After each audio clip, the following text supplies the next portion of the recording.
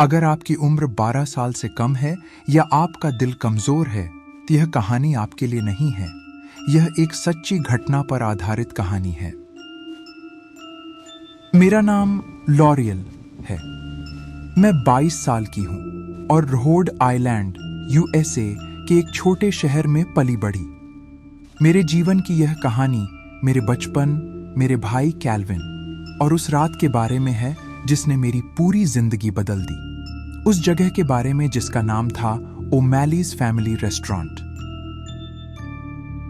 जैसा कि छोटे भाई बहन अक्सर करते हैं, मैं अपने बड़े भाई कैल्विन की दीवानी थी। मेरे लिए वह दुनिया का सबसे अच्छा इंसान था। आत्मविश्वासी, दयालु और सबका चहेता। वह अपने स्कूल का अध्यक्ष था, बेसबॉल टीम का स्टार खिलाड़ी और हर कोई उसे पसंद करता था।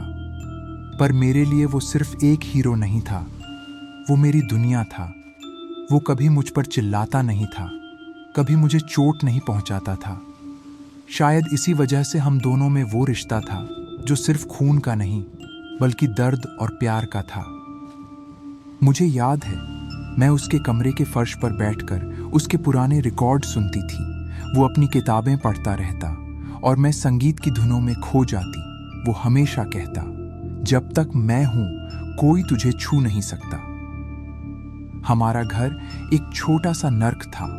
हमारे पिता शराबी थे, रात को नशे में धुत होकर आते और अपने गुस्से का बोझ हमारे ऊपर उतारते। पर कैल्विन हर बार मेरी ढाल बन जाता। जब उनके झगड़े ज्यादा बढ़ जाते, वो मुझे अपने बिस्तर पर सुला देता ताकि मैं उन चीखों से दूर रह सकूं। मां कोशिश करती थी, वो हमें उस घर से निकालना चाहती थी, लेकिन डर ने उसे बांध रखा था।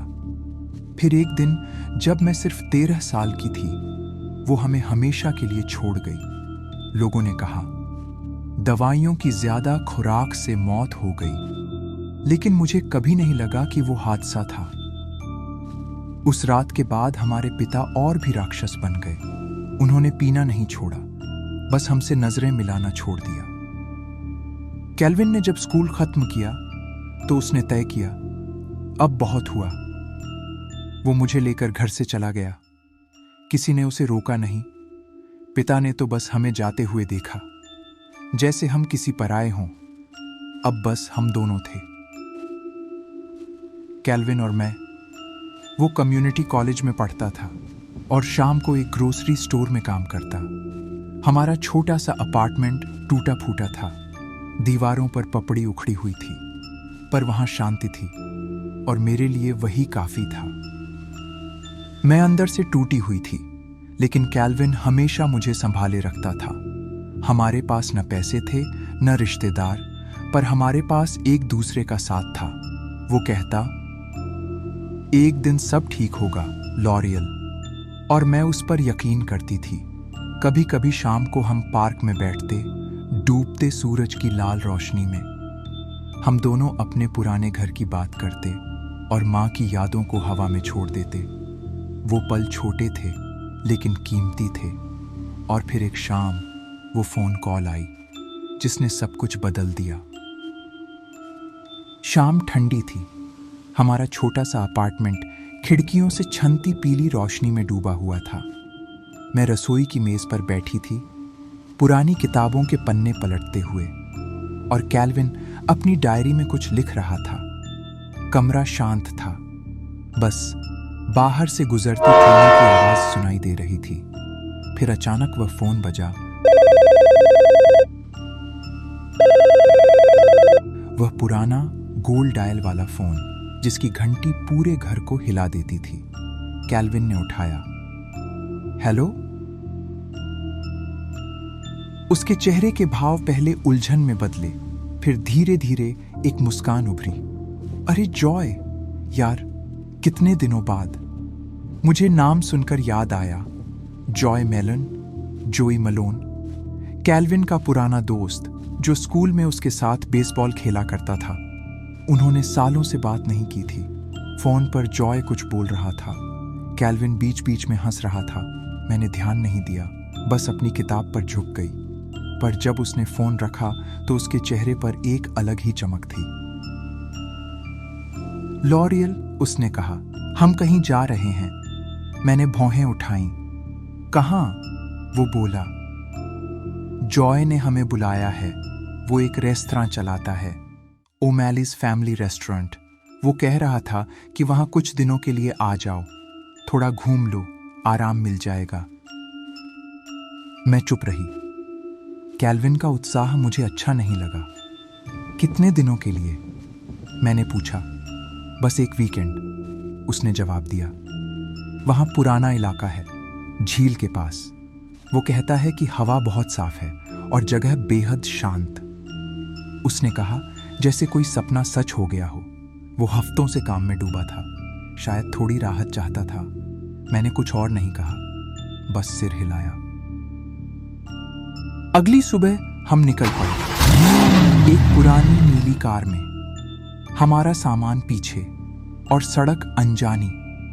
कैल्विन ने अपनी पुरानी कैसेट प्लेयर में गाना लगाया, ड्रीम लवर, बॉबी डैरन। वो गुनगुनाता रहा और मैं खिड़की से बाहर झांकती रही, जहां खेतों की हरियाली धीरे धीरे पत्थर और जंगलों में बदल रही थी।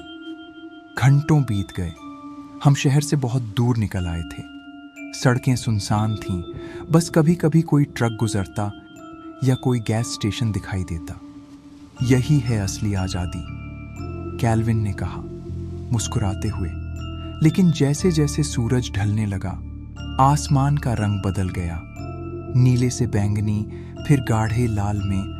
जंगल घना होता जा रहा था। सड़क के किनारे के बोर्ड पुराने और जंग लगे थे। मैंने पूछा, क्या तुम यकीन से कह सकते हो कि यही रास्ता है? हाँ, उसने कहा। जॉय ने कहा था, बस ईस्ट हिल रोड पार करना है, फिर ओमैलीज का साइन मिलेगा। रात पूरी तरह उतर चुकी थी। अब सिर्फ हेडलाइट्स ही सड़क को रोशन कर रही थी। हवा में अजीब सी ठंड थी। रेडियो में कुछ भी साफ नहीं आ रहा था, बस खड़खड़ाहट और स्टैटिक की आवाज। अचानक कैल्विन ने ब्रेक मारा। वो देखो, उसने कहा। सड़क के किनारे एक पुराना लकड़ी का बोर्ड था, लाल बल्बों से लिखा, O'Malley's family restaurant and motel 1 mile ahead. कुछ बल्ब झपक रहे थे, कुछ बुझ चुके थे, लेकिन नाम साफ पढ़ा जा सकता था। हम दोनों ने एक दूसरे को देखा।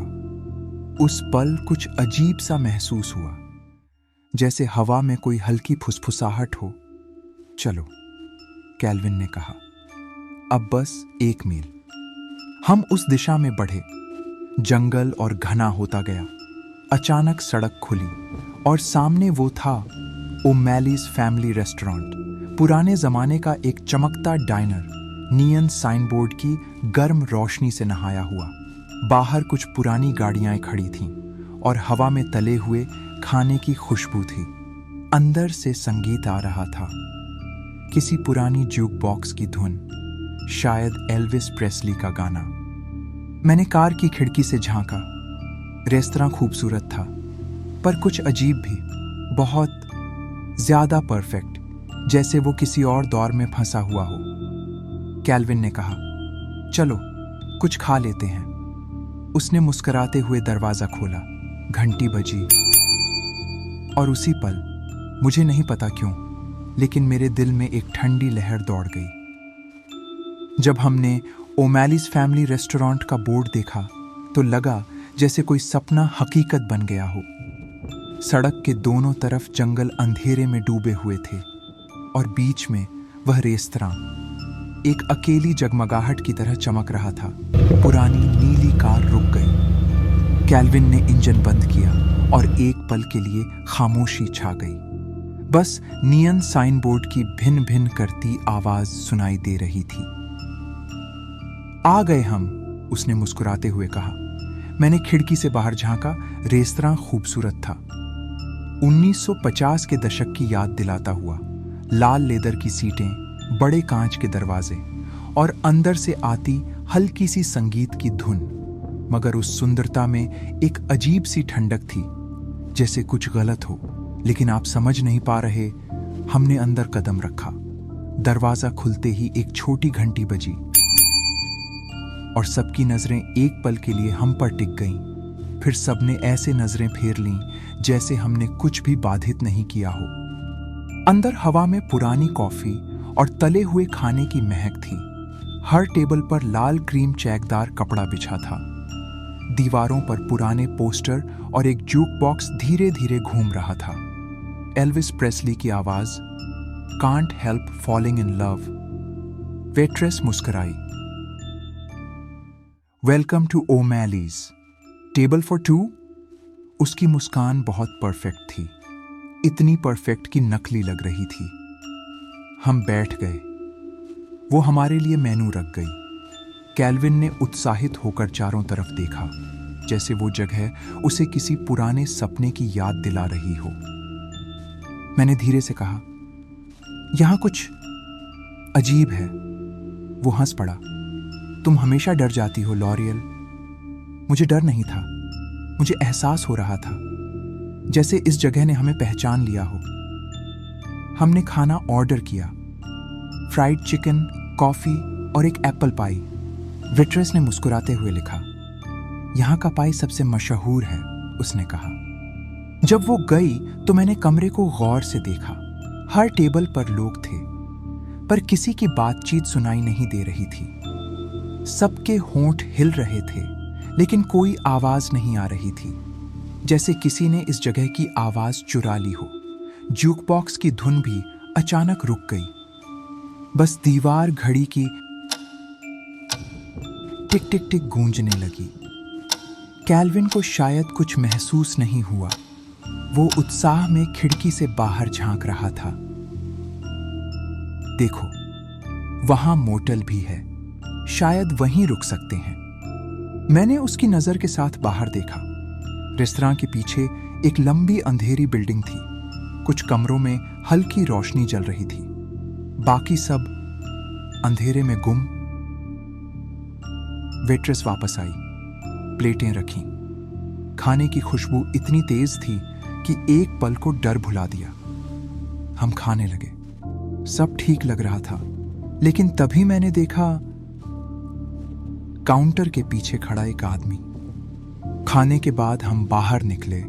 रात ठंडी थी और हवा में हल्की नमी। रेस्तरां के पीछे मोटल था, पुराना, टूटा हुआ, लेकिन बाहर लगा साइन चमक रहा था। वेकेंसी, कैल्विन ने कहा। बस एक रात यहां रह लेते हैं, सुबह झील देखेंगे, फिर वापस। लाल सूट पहने हुए, सफेद बाल, गहरी आंखें, वो हिले बिना हमें देख रहा था। उसकी नजरें ठंडी थीं, जैसे वो किसी और वक्त से आया हो। मैंने धीरे से कहा, कैल्विन। वो आदमी। कैल्विन ने मुड़कर देखा, पर तब तक वो वहां नहीं था। काउंटर खाली था। कोई नहीं है वहां, उसने कहा। मैंने कांपते हुए सांस ली। शायद मैं थक गई थी, मैंने खुद को समझाया। मैं कुछ कहना चाहती थी, पर उसकी आंखों में वो भरोसा था जो बचपन में था, जब वो मेरा हाथ पकड़कर कहता, डर मत, मैं हूं ना। मैंने सिर झुका दिया। हमने एक कमरा लिया, नंबर 13 था। रात लंबी थी। दीवारों के उस पार किसी के कदमों की आवाजें थीं, धीमी, सावधान, जैसे कोई नजदीक आ रहा हो। मैंने करवट ली। कैल्विन गहरी नींद में था। बाहर हवा में वही फुसफुसाहट थी जो रास्ते में सुनी थी। मैं उठी, पर्दे हटाए और देखा, रेस्तरां की नियन लाइट झिलमिला रही थी और खिड़की में किसी की परछाई खड़ी थी, सीधे मेरी ओर देखती हुई। वो वहीं था, लाल सूट वाला आदमी। कमरा नंबर 13 छोटा था, लेकिन अजीब तरह से साफ सुथरा। इतना कि वहां की हवा भी पुरानी नहीं, नई लग रही थी। बिस्तर की सफेद चादरें बिल्कुल ताजा धुली थीं, जैसे किसी ने हमारे आने से ठीक पहले उन्हें बदला हो। कैल्विन ने बैग फेंका और खिड़की के पास जाकर बैठ गया। यहां से झील दिखती है, उसने कहा। मैंने देखा, पर झील नहीं दिखी। बस काला अंधेरा और नियन बोर्ड की चमकती परछाई। मैंने पूछा, तुम्हें सच में लगता है कि वो रेस्तरां सामान्य था? वो मुस्कुराया। तुम फिर वही सोचने लगी। फिर अचानक बोला, लेकिन हाँ, कुछ तो था वहां। उसकी आवाज धीमी हो गई। कमरे की छत पर लगा पंखा घूम रहा था, पर हवा कहीं महसूस नहीं हो रही थी। खिड़की के बाहर से आती भिनभिनाहट धीरे धीरे और तेज होने लगी। रात के करीब 2 बजे। मुझे नींद नहीं आ रही थी। कैल्विन सो चुका था, या शायद मैं यही समझ रही थी। दरवाजे के बाहर किसी के चलने की आहट थी। धीरे धीरे, सावधानी से। मैंने दिल थाम लिया। आवाजें रुक गईं। कुछ सेकंड तक पूरा सन्नाटा। फिर दरवाजे के नीचे से हल्की लाल रोशनी अंदर आई।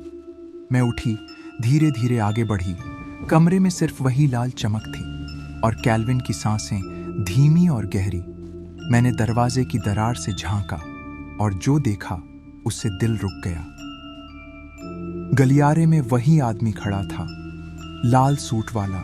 वो एक कमरे के दरवाजे पर हाथ रखे खड़ा था और बुदबुदा रहा था कुछ। उसके होंठ हिल रहे थे, लेकिन आवाज नहीं आ रही थी।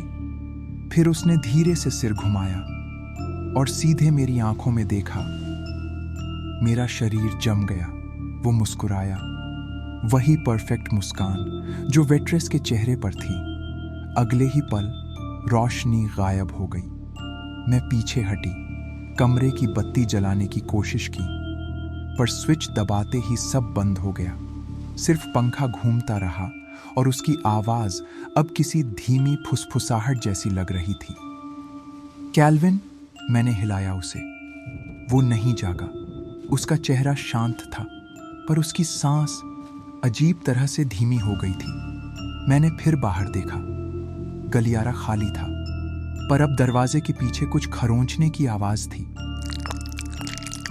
जैसे कोई अंदर आने की कोशिश कर रहा हो। धीरे, धैर्य से, जैसे उसे पता हो कि मैं डरने लगी हूं। खर खर खर।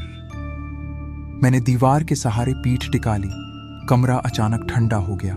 मेरे मुंह से भाप निकलने लगी और तभी कैल्विन ने करवट ली। क्या हुआ? उसने आधी नींद में पूछा। मैंने कांपती आवाज में कहा, वो आदमी वहीं था बाहर। वो उठा, दरवाजे तक गया, हैंडल पकड़ा। कोई नहीं होगा लॉरियल। और उसने दरवाजा खोल दिया। बाहर कोई नहीं था, सिर्फ खाली गलियारा, लाल लाइट झिलमिलाती हुई। देखा? उसने कहा, लेकिन तभी पीछे से कुछ हल्के से गिरने की आवाज आई। टेबल पर रखी घड़ी जमीन पर थी। वो घड़ी जो हमने अपने घर से साथ लाई थी। कांच टूटा हुआ था और सुइयां अटकी थीं। डॉट 13 पर। कैल्विन ने हंसने की कोशिश की। पुरानी चीज है, गिर गई होगी। पर उसकी आंखों में डर था। हम दोनों जानते थे, घड़ी खुद नहीं गिरी थी। रात के बाकी घंटे खामोशी में बीते। सुबह सूरज निकला तो हवा थोड़ी हल्की लगी, लेकिन कमरा अब भी ठंडा था। जब मैं बाथरूम में गई, आईने पर उंगलियों के निशान थे, जैसे किसी ने अंदर से कुछ लिखने की कोशिश की हो। 4 उंगलियों से बना शब्द, धीरे धीरे उभरता हुआ, स्टे। कैल्विन बाहर कार के पास खड़ा था। चलो यहां से चलते हैं, मैंने कहा। वो सिर हिलाया। सुबह की ठंडी हवा कमरे में भर चुकी थी। मैंने धीरे से पर्दा हटाया। बाहर धुंध थी, इतनी गहरी कि कुछ भी साफ नहीं दिख रहा था। कैल्विन कार के पास खड़ा था। कुछ सोचते हुए मैंने उससे कहा, चलो यहां से निकलते हैं। उसने मेरी ओर देखा। उसकी आंखों में थकावट थी, पर उनमें कोई पहचान नहीं बची थी।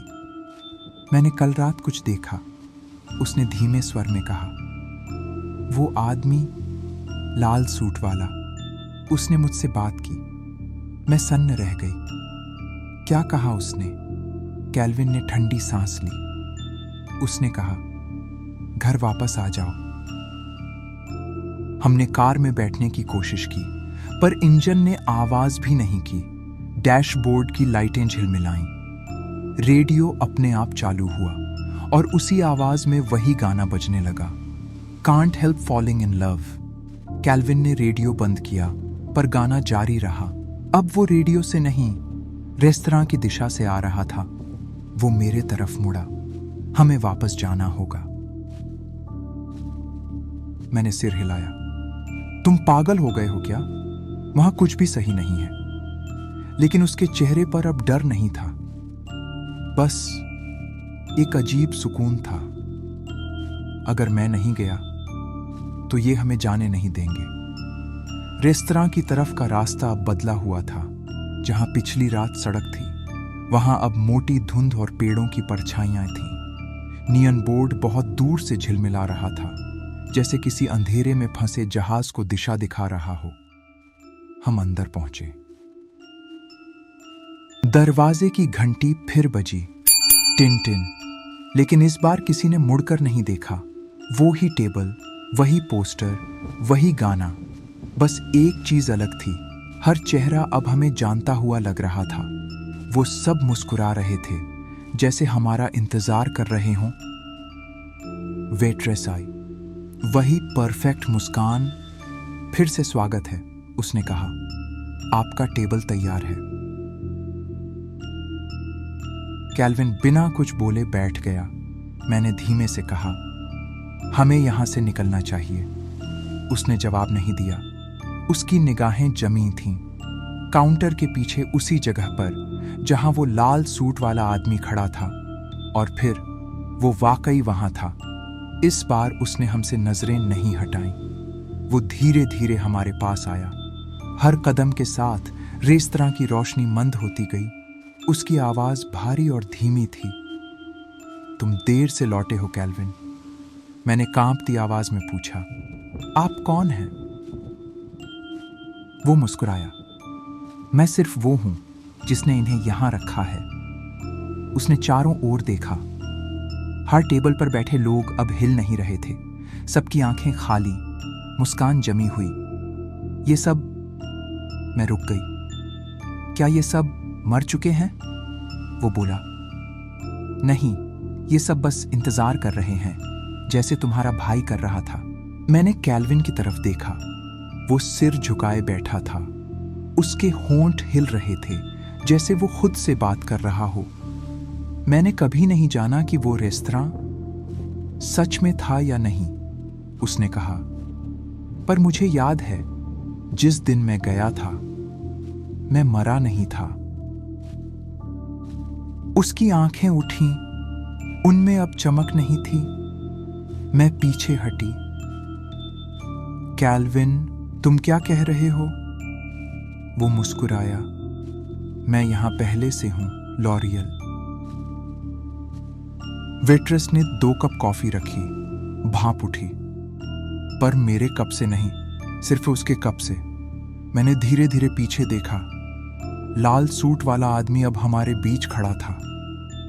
तुमने कहा था तुम अपने भाई से मिलना चाहती हो, उसने कहा। अब मिल लिया ना? मेरे गले से आवाज नहीं निकली। रेस्तरां का दरवाजा बंद हो गया। लाइट्स बुझ गईं। बस जुक बॉक्स में वही गाना, धीमे धीमे चलता हुआ। जब मैंने फिर आंखें खोलीं, सामने खाली रेस्तरां था। कोई नहीं था वहां। सिर्फ एक पुरानी कुर्सी पर रखा कैल्विन का जैकेट और दीवार पर लटका एक फोटो फ्रेम, ओमैलीज फैमिली 1970। मैं पास गई। तस्वीर में लोग मुस्कुरा रहे थे। उनमें से एक मेरा भाई था। रेस्तरां की दीवार पर लटकी तस्वीर में कैल्विन की मुस्कान ठंडी लग रही थी, जैसे किसी पुराने वादे को निभाने के बाद वो हमेशा के लिए वहीं रह गया हो। मैं कुछ देर तक उसी तस्वीर को देखती रही, फिर धीरे धीरे पीछे हटी। रेस्तरां अब शांत था। कभी की गर्मी अब गायब थी। बस हवा में बासी कॉफी की गंध और धूल की परतें थीं। मुझे लगा शायद मैं सपना देख रही हूं, लेकिन फर्श पर मेरे कदमों की आवाज उस भ्रम को तोड़ती रही। मैं वापस मुड़ी। अंदर कोई था। वो वही लाल सूट वाला आदमी था। वो अब काउंटर के पीछे नहीं, सीधे बीच हॉल में खड़ा था। तुम अब जा सकती हो, उसने कहा। उसकी आवाज में अजीब ठंडक थी। मेरा भाई? मैंने धीरे से पूछा। वो मुस्कुराया। वो तो कभी गया ही नहीं। दरवाजे के ऊपर का घंटा अब टूटा हुआ था। ज्यूक बॉक्स बंद था। टेबलों पर छोड़ी हुई प्लेटें अब जंग लगी थीं। मैंने कांपते हुए दरवाजा खोला। बाहर सूरज ढल रहा था, पर रोशनी अजीब थी, जैसे समय ठहर गया हो। मोटल का बोर्ड अब टूटा पड़ा था। कार गायब थी। मैंने चारों ओर देखा। धुंध अब और गहरी हो चुकी थी। हर तरफ सिर्फ सन्नाटा। बस रेस्तरां की खिड़की में एक हल्की सी लाल चमक बाकी थी। मैंने पीछे देखा और हर टेबल पर बैठे लोग धीरे धीरे सिर उठाने लगे। हर चेहरे पर अब कैल्विन की झलक थी। हर आंखें वही, हर मुस्कान वही मुस्कान। यहां कोई नहीं मरता, वो आदमी बोला। बस जो भूल जाता है वही रह जाता है। भागने लगी, दरवाजे तक पहुंची, लेकिन बाहर का रास्ता अब वैसा नहीं था। वो सड़क, वो जंगल, सब किसी पुराने फोटोग्राफ जैसा स्थिर था। तुम चाहो तो रह सकती हो, उसकी आवाज पीछे से आई। यहां यादें नहीं मिटती। मैंने बिना पीछे देखे कहा, मुझे भूलना ही है। दरवाजा खोला। तेज रोशनी फूटी, इतनी सफेद कि आंखें जलने लगीं। एक पल को लगा सब कुछ खत्म हो गया। जब मैंने आंखें खोली, मैं अस्पताल में थी।